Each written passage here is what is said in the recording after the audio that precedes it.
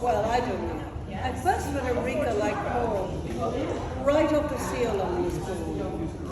5 weeks later, she was in fantastic shape on the beach, like a racing greyhound. We lived a few doors down on the beach in the colony from Eureka and Paul.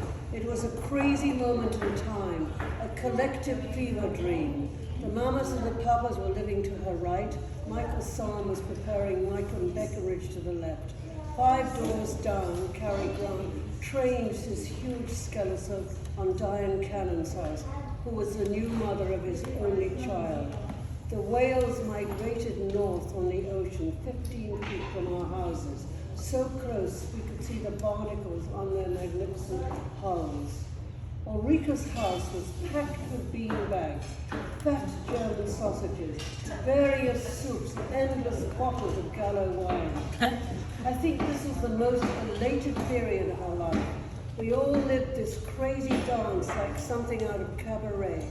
The Santa Ana winds blew with unpredictability and violence, and throughout the summer showing us how close to the edge we were.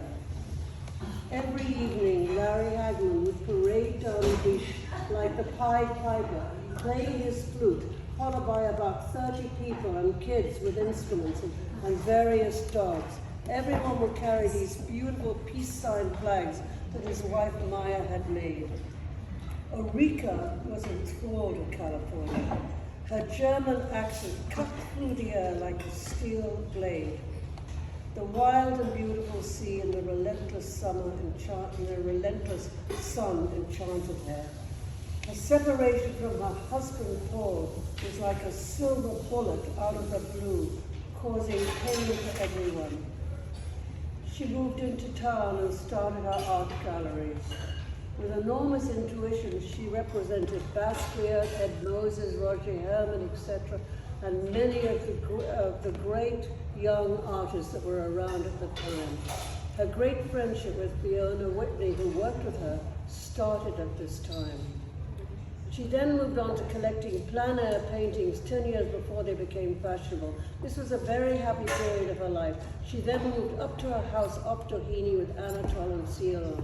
So young, so beautiful, looking like a Renaissance painting, and Anatole making his delicate drawings of all the creatures from Star Wars. Her other children, Niels and Philip, had flown the coop by this time.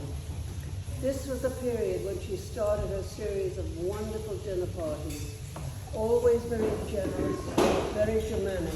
Despite the cruelty and damage of her appalling disease, she never lost her life force, nor her interest in people. She continued to have her Tuesday luncheons for years, always prepared by her fabulous housekeepers, Sonia, Katrina, Lily, Elsa, etc. They shopped, cooked, arranged flowers, and made amazing cakes. There was nothing that they didn't do, and they were the loyalest and kindest people.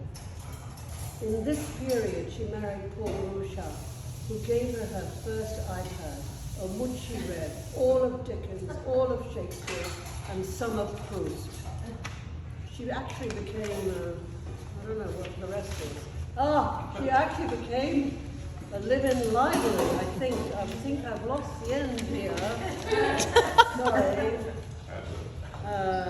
I think I've lost the bloody end. I'm sorry, everybody. One tiny second.